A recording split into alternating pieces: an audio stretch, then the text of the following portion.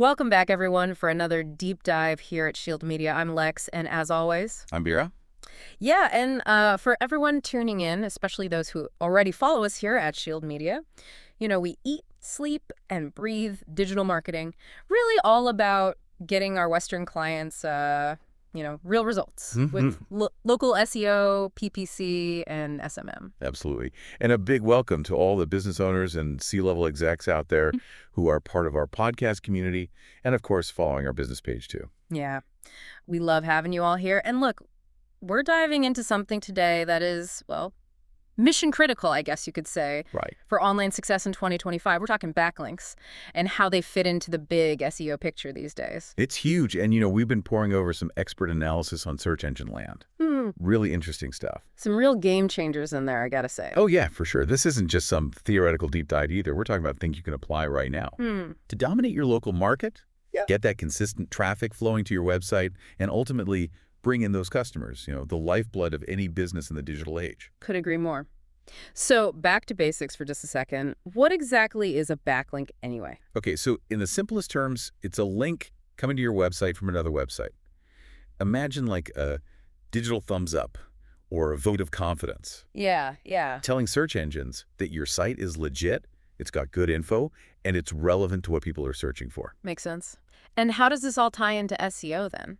So backlinks are a cornerstone of off-page SEO, which basically means all the work you do outside your website to boost its ranking in search results. Gotcha. And a solid backlink profile, like a really strong one, can seriously impact where you show up in those organic search results and how much traffic you get. Okay, so the more backlinks, the better. Well, not always. It's more about quality than quantity. Think of it as building link equity. Link equity. Okay, break that down for me. It's like SEO credit, Wow. It gets passed from one site to another through backlinks.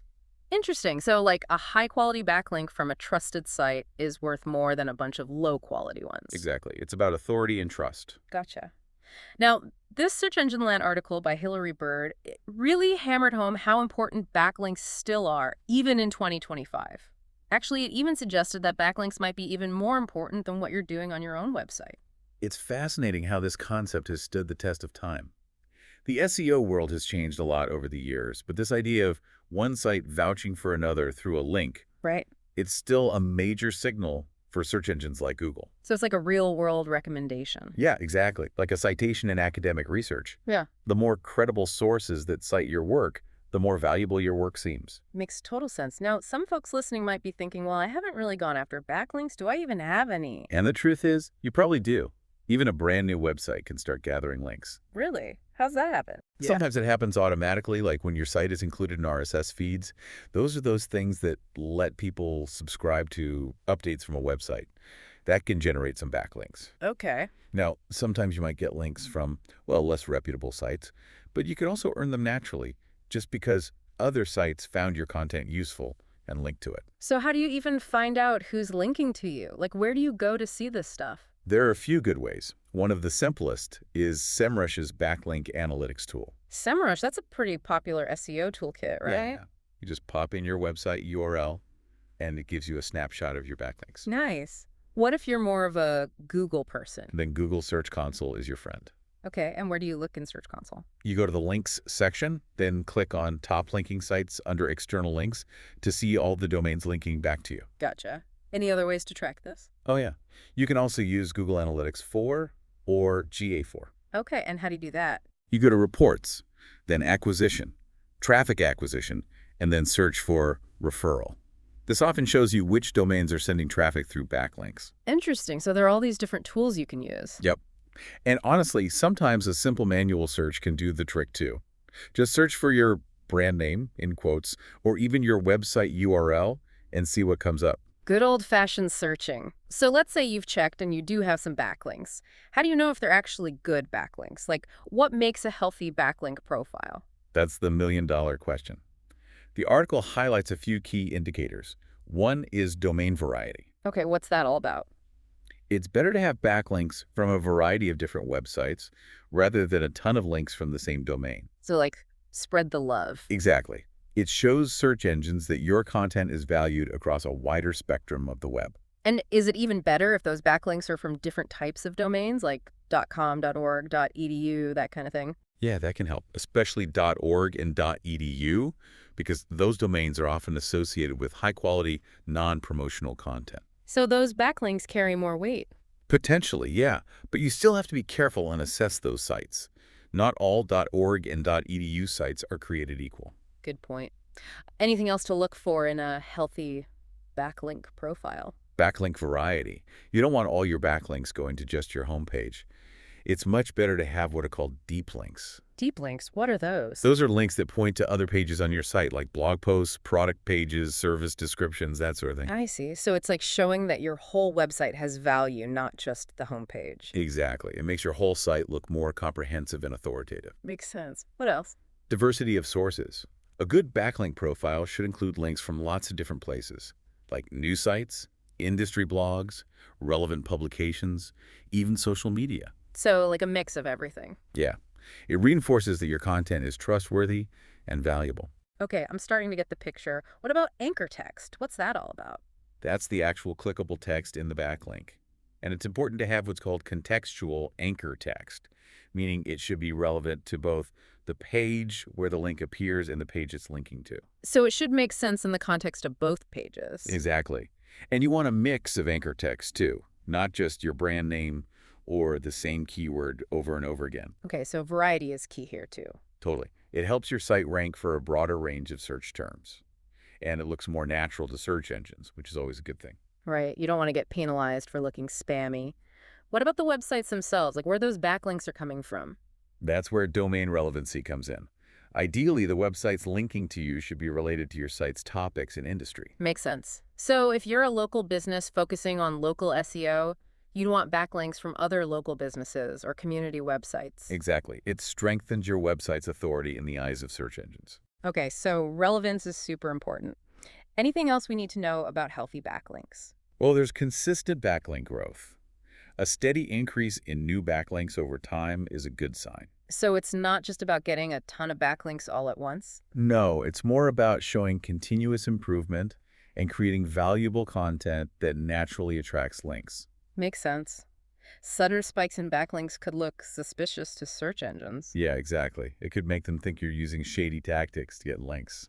Speaking of the competition, the article also talked about competitor analysis, like actually looking at your competitor's backlink profile. Oh, that's a great point. You can learn a lot from seeing what your competitors are doing. So like where they're getting their backlinks from. Exactly. And what kind of anchor text they're using. It can give you ideas for new places to target for your own backlinks. Okay, so we've talked about what backlinks are and what makes a good backlink profile. But what specifically makes a backlink valuable to search engines? Like, what are they really looking for? The article breaks down a few important factors.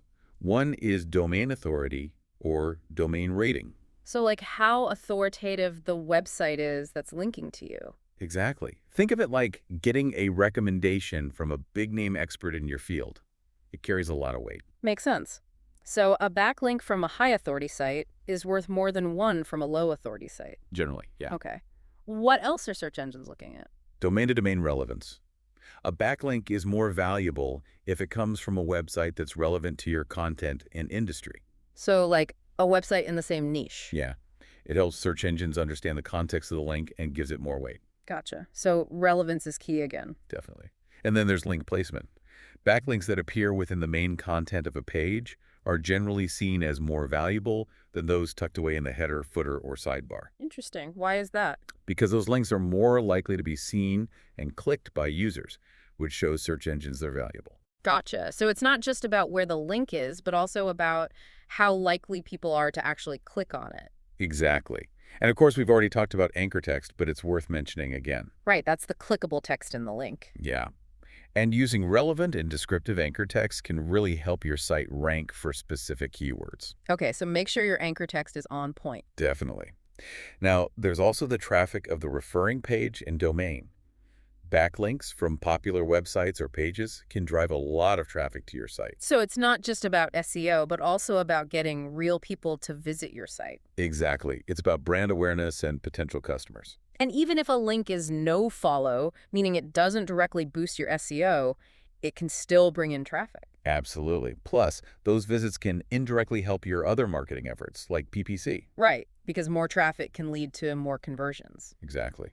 Now, the last thing to consider is the age of the link. Older backlinks tend to carry a bit more weight. So it's like a vintage wine. The older, the better. Kind of, yeah.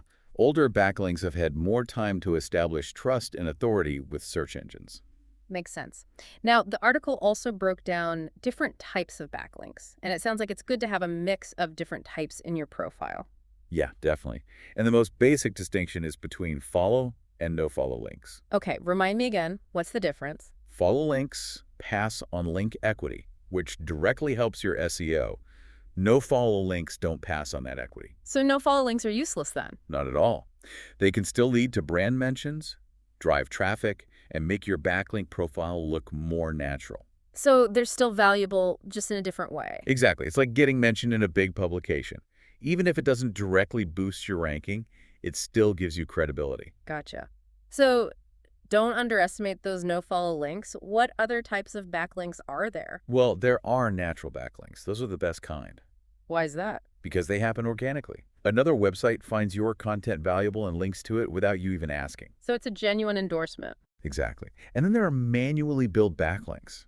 Those are the ones you create through your own efforts. Like reaching out to other websites and asking them to link to you? Yeah, or guest blogging, collaborating with influencers, getting listed in resource pages, that sort of thing. Okay, so you're being proactive about getting those backlinks. Exactly. It gives you more control over where your links are coming from. Makes sense. What about self-created backlinks? Those are the ones where you link to your own site on forums, blog comments, social media, and directories.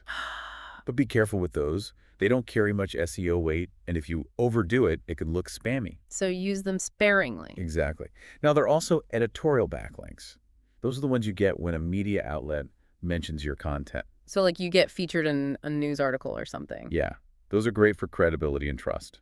Makes sense. Mhm. A media mention is like a seal of approval. Exactly. And finally, there are contextual backlinks.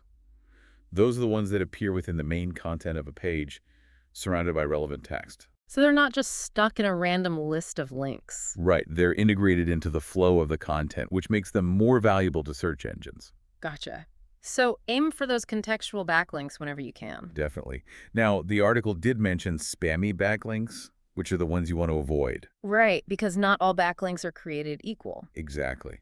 Spammy backlinks often come from low-quality websites, or they're the result of buying links or using shady tactics.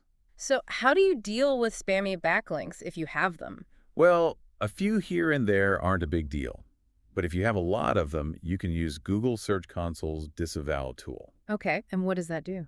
It tells Google to ignore those links when evaluating your site. So it's like a way to clean up your backlink profile. Exactly. Now, we should also touch on social media links. Right, those are from Facebook, X, LinkedIn, that sort of thing. Yeah. Those links are usually no-follow, so they don't directly boost your SEO. But they can still be valuable. Absolutely. They can drive traffic, increase brand awareness, and even help your content get indexed faster. So don't neglect social media. Definitely not. It's still a powerful tool for building links and getting your content out there. Okay, one last thing the article mentioned was backlink footprint. What's that all about?